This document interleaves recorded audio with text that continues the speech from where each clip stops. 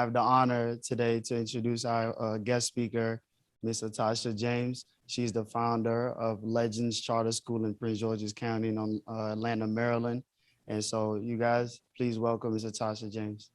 Good afternoon, Rotarians. My name is Atasha James, and I just want to say and express my appreciation for the Rotary Club meeting Musa and understanding his connection to the organization and reflecting on my own personal family history. My grandfather was part of the Rotary Club, and my brother, when he was going through a really rough patch in life, the Rotary Club took him in, and to this day, he's still very much involved. So I appreciate your inclusive nature and making folks from all walks of life feel very included in this particular organization.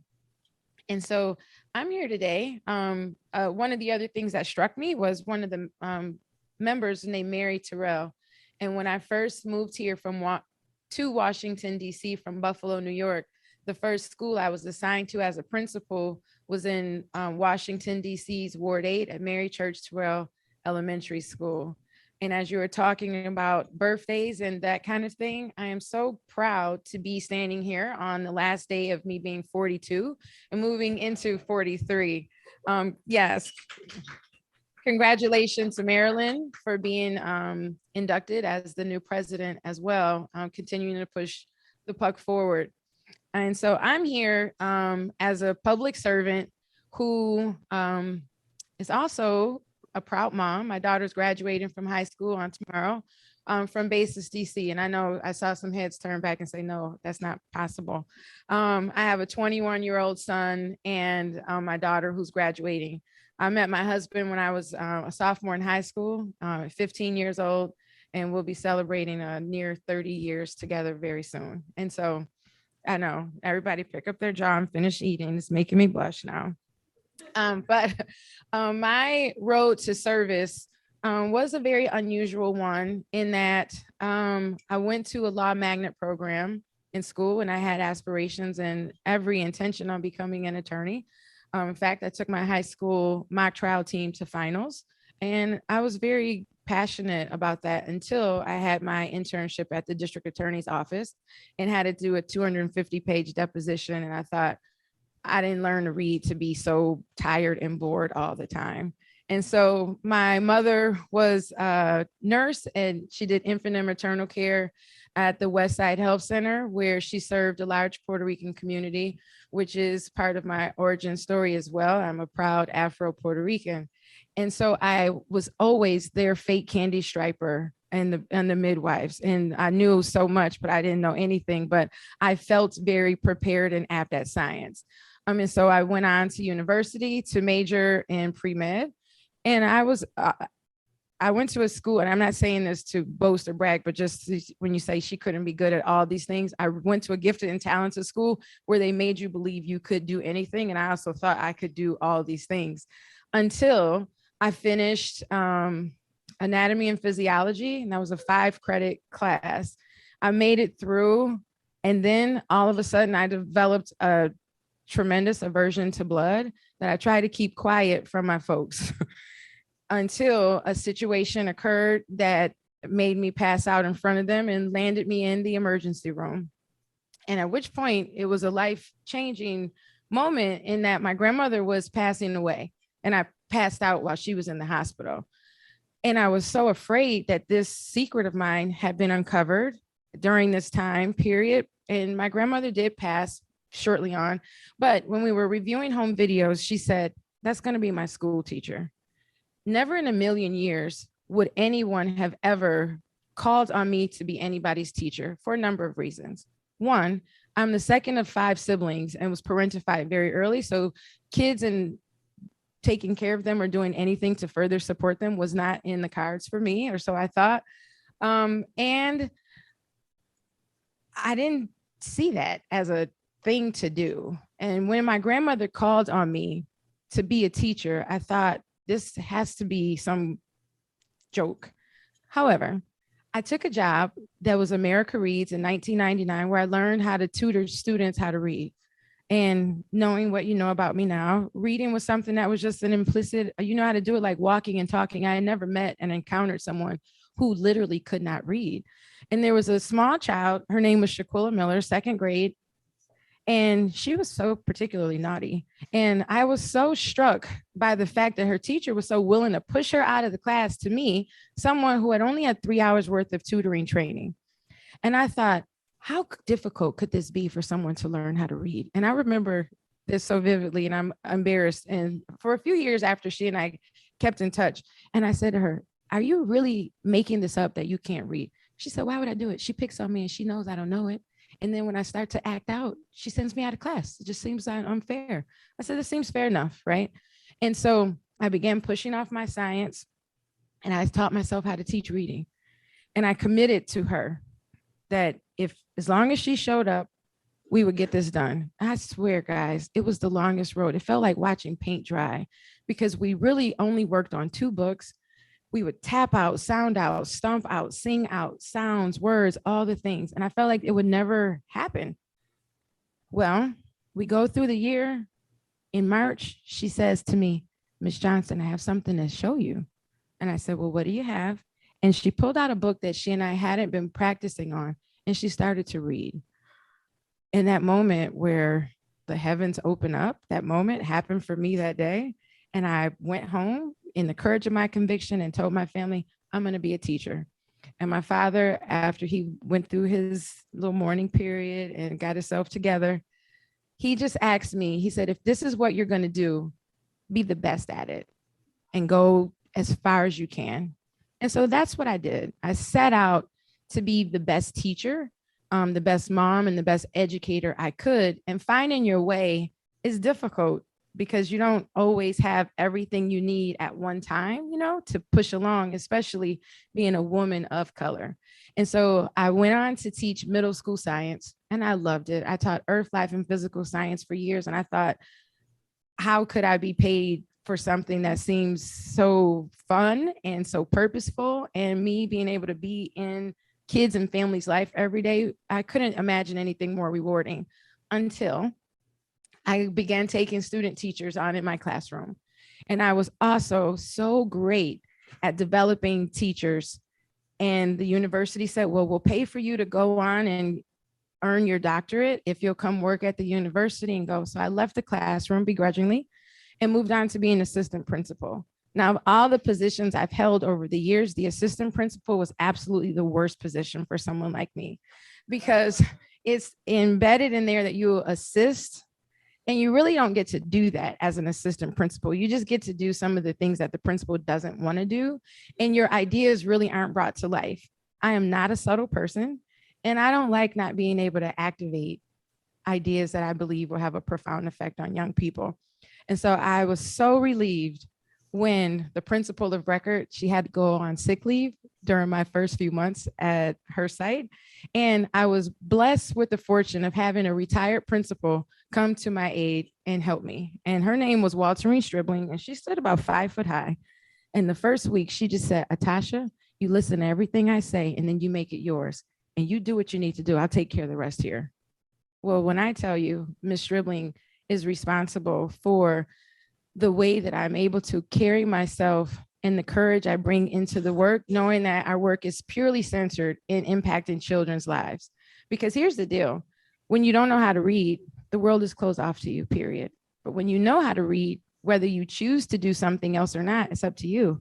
So I figured out, how do we create a system in an elementary school where we have time and financial constraints to make sure that any student who enters into my building will leave knowing how to read? So as a science teacher, I went back to it, created several different iterations until finally I found a recipe that worked. At that time, Kaya Henderson was our chancellor, and she recruited me from Buffalo, New York, and I came down here to prove what was possible. And so spending the past 8 years in Ward 8, where we were able to take a school, my first school, 5% of my students knew how to read at or above grade level. That amounted to about 2 students. And I thought, how could a travesty like this occur and there not just be like an alarming sense of urgency around the community and everywhere else? And so once things started to shift and people saw that our students were progressing in acquiring language, folks started taking notice. And so I moved my service to Lecky Education Campus, where I had the honor really of serving families who came from around the world, generals, children, captains, students, and that kind of thing. And we actually won the home school moms because they said, you really do know how to teach reading. Now, going back to me being the second of 5 siblings, my youngest sister moved to the area and she has 2 boys. And they moved to Prince George's County. And for the county to be so close to the district, it was literally a 10-year gap in the progression and the quality and value of education between those two. And I thought to myself, if I could do it here in Ward 8, why wouldn't I be able to do this in Prince George's County, Maryland, where there's such a populace of middle to affluent African Americans? And all the literature has always told us that it was Black and brown kids who were low income that couldn't do. And so Prince George's County presented a different case for me as a science teacher to go in and disrupt and interrupt. And so 2016, I stepped away from being a principal and put all of my time and energy in working with my husband, my sister and her husband, who has the 2 students. And we did everything we could to get our nonprofit Equity Now started. And when we thought of why we would call it Equity Now, is because we said that we can't promise kids that things will be better in 10 years. How do we ensure that things are better tomorrow for our youth? And what did that mean for us in terms of how we grew up? And so we thought, well, if we know how to take care of ourselves through agriculture, if we know what financial education means to and for your immediate family, and then you have a solid liberal arts education, then anything is possible, because it comes to the place where we look at everyday people who are doing the best that they can, who still struggle to make ends meet.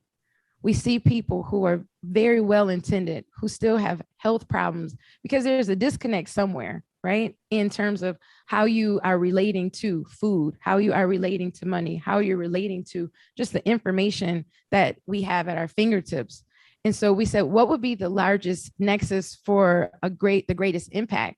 And so that's how Legends Charter School came to be. The logo of the school is my nephew, Asa, and he's always been such a remarkable young man in the sense that he is fearless, I would say, and probably his parents very fearful to see such a verbose child so full of life and energy, and would be so exact with what he wanted. And I said, I can't imagine Asa going to a school where he would be governed in such a way that might dim his light. And so when I thought about Legends Charter School in the same vein of calling on Clint Smith's words, Legends Charter School is a safe house for kids. It's a safe house for teachers who want a better tomorrow. And one of the cornerstones of a Legends education is financial education. And so what that means for us is super cool. When you come into our classroom, you would have to kind of shake your head to get out of your mind what we imagined when we went to school. And our kindergarten classrooms are named Disney, Netflix, Comcast, PepsiCo, because we did a scavenger hunt of all the products and services that boys and girls and families use most. And we actively indoctrinate and make it a part of the students' everyday learned experience to understand the difference between being a consumer and being an owner, and making sure that families understand what it means to open, fund, and invest. And we talk about pathways for a better tomorrow, and making sure that we're fussing with families about more complex issues, in the sense that if you have an Apple phone, we want to make sure that you own Apple stock. If you are doing these things, how are you making sure that you are minding your own financial home? And what that gets into is providing us a space to talk about some of the emotionality that's tied to finances, right? When you don't believe you have enough, then you are making poor food choices and you are doing things, and we're here disrupting that. And so it's so great to see Sassy Pants students fussing with their grandmas to say, I don't want my grandma buying me anything for Christmas because my mom will do that, but I can take that and buy my Target stock. And to hear students literally in the 5th grade making presentations to discuss and talk about the upcoming split with Google and Amazon, and for the students to really conceptualize these topics and have investment buddies and talk about why they are making these decisions now. In our first year, where we served 600 students opening up in COVID, 30% of our population opened and funded stock accounts for their children. And when I tell you, you can feel the tide change for students across the board, and to be able to have a very authentic way of engaging with families beyond coming to math or literacy night is such a shift. Because I know as an educator mom, I would write them a check every year and say, good luck, the kids can read, they can do this.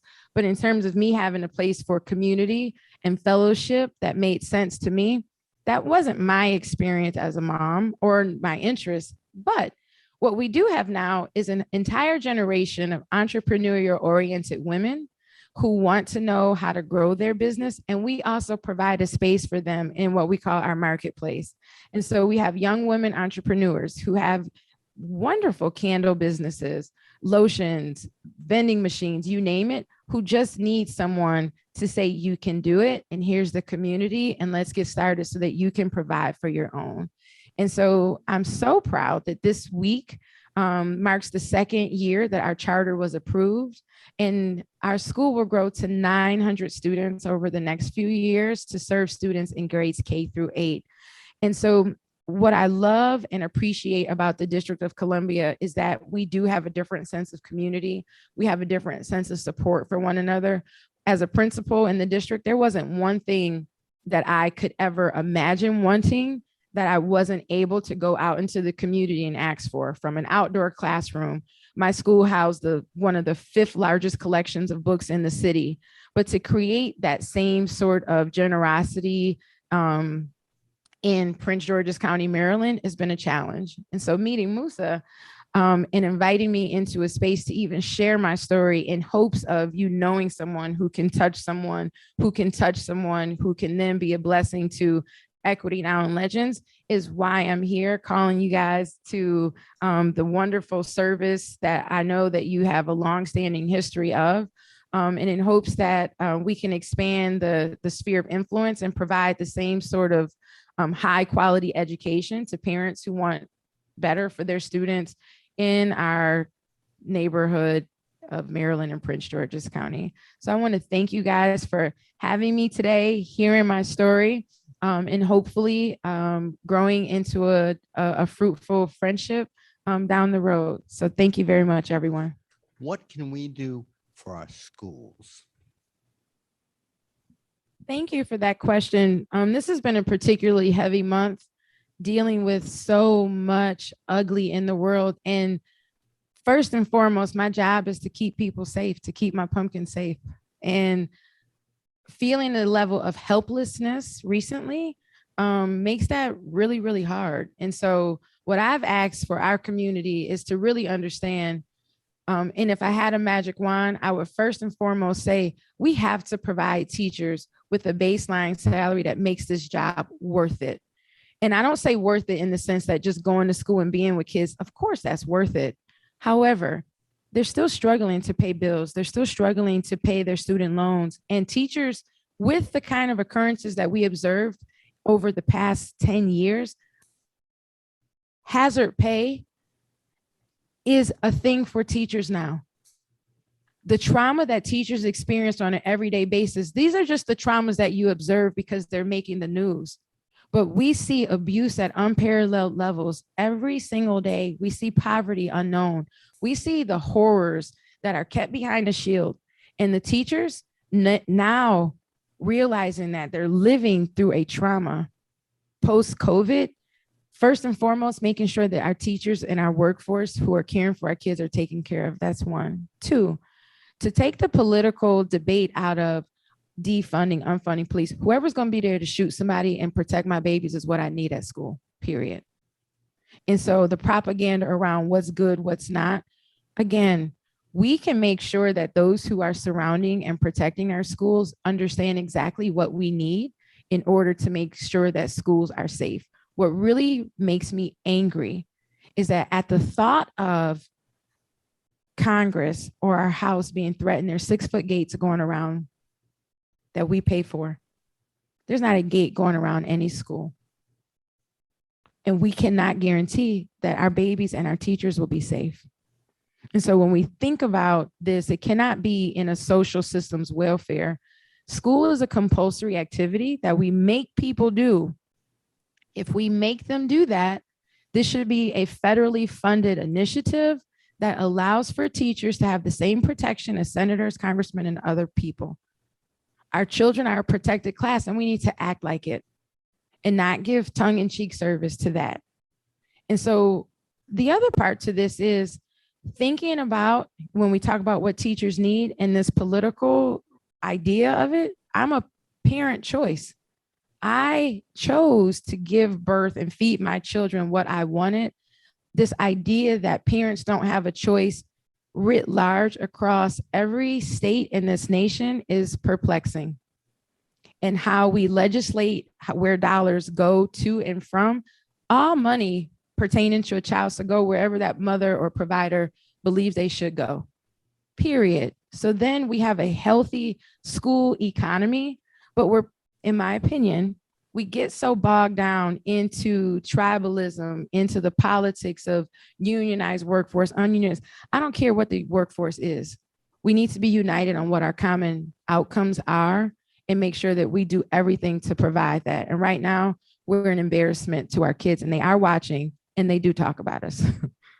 Thank you so much, Ms. James, for your work. I just wanted to piggyback off your statement that you talked about teachers going through trauma in the classroom. My first day teaching, a kid got arrested out of my classroom, so I totally understand what you mean by the trauma in the classroom. I have a question. Like, if there's one thing that we as an organization, as Rotary, could do to help your school move forward, what would it be? So what I love about, I'm a pomp and stance woman. Like, growing up in a Southern Baptist grandmother's home, you said grace at the dinner table and you sung in the choir, and there were some things you just did as a part of being in the family. And Rotary, you have wonderful traditions established. And so for me, creating and extending and making sure that folks know about this community and figuring out how folks can join into the service that you guys offer and inviting folks to come in. Everybody wants to belong to something, and finding the right fit is key. And so if the Rotary Club has the will and the time to showcase how folks can become involved in Rotary and what that service looks like across the world, that would be really helpful, because it might speak to someone who is looking to create community in their own personal lives. And whenever somebody feels loved and connected, we see them living a better loved and connected life. And so that would be my ask.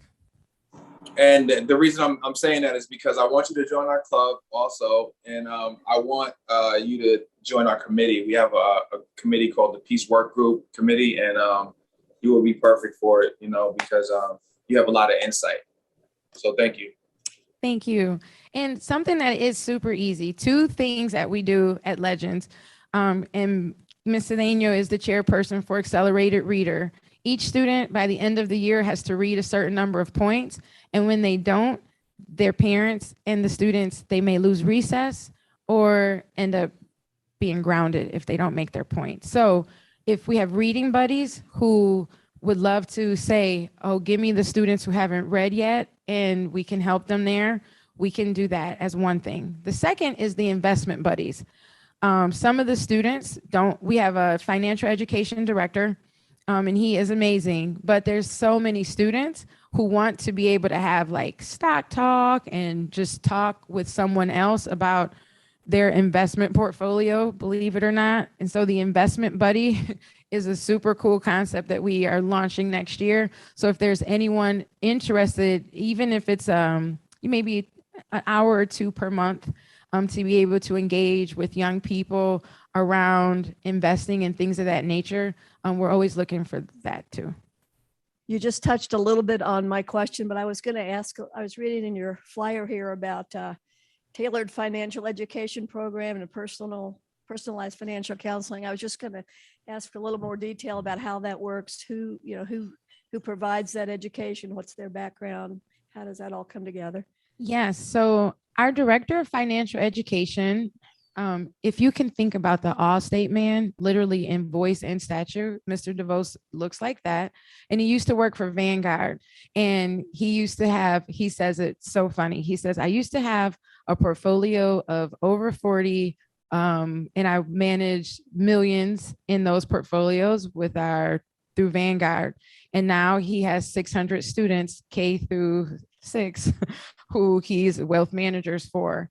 And what he does is really facilitate parents to open up custodial accounts for their students.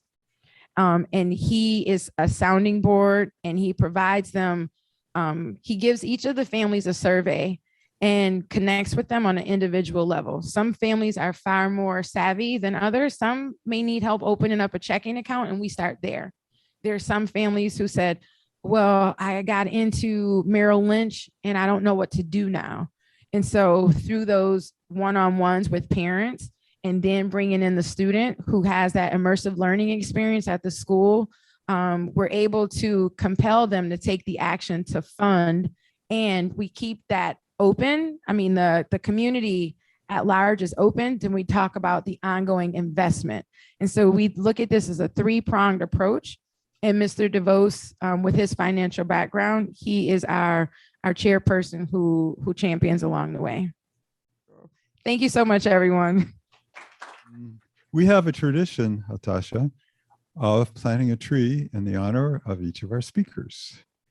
So I would like to present to you, and it's nice to be able to do it in person, our tree certificate, okay? And this symbolizes our commitment to plant that tree in your honor. And since it's a National Park Service, that means it'll be either on the National Mall or down by the tidal basin, okay? Or in one of the downtown parks that they also administer.